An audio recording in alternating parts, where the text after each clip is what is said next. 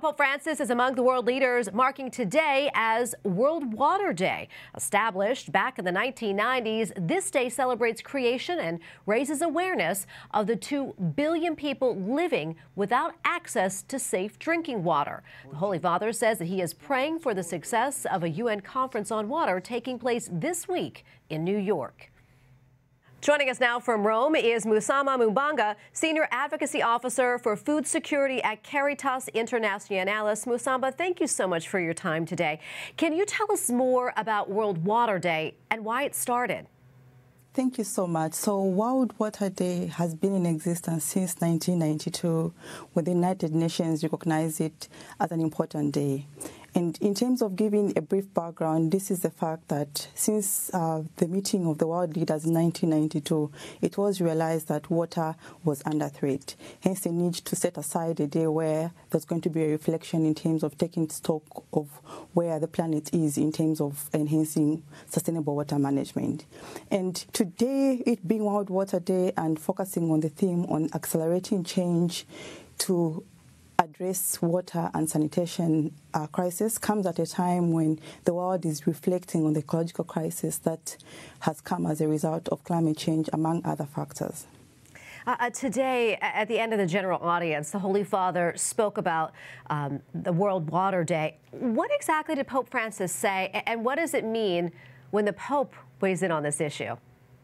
So in today's message, Pope Francis urged the global community that are meeting in New York for the second UN Water Conference, which started today. So this is the second water conference since 1977. And in his remarks, he hopes that the outcomes from this conference are really going to focus on addressing the scarcity of water, which is taking a toll on those who are vulnerable and those who have limited access to water. And in his message, he actually reminds the global community that water should not be wasted, but it should be protected, the fact that it's a vital resource and there is need to preserve it for the future generations. And before I let you go, I understand the United Nations invited your group to share some of their best practices on water projects. Can you talk to us more about that and what you talked to the UN about?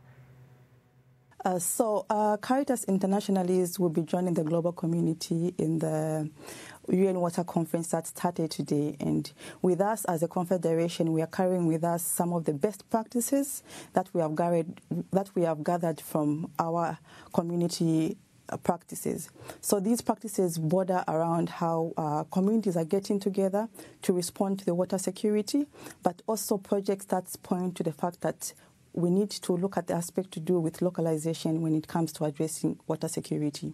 So with us, we are a bearer of great examples from the ground that speak to how communities get together to preserve this water resource, and also the fact that we're in an era where climate change is taking a toll on water, and if we're going to address the challenges that water is experiencing, it's really about having participatory approaches when it comes to addressing this problem that we're facing.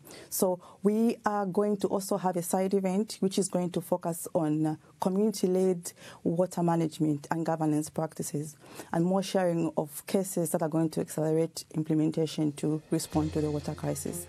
And more about this event and people who want to join in can actually get to register at bit.ly/CIWater. Musamba, thank you so much for your time today and for what you do. We appreciate it. God bless you.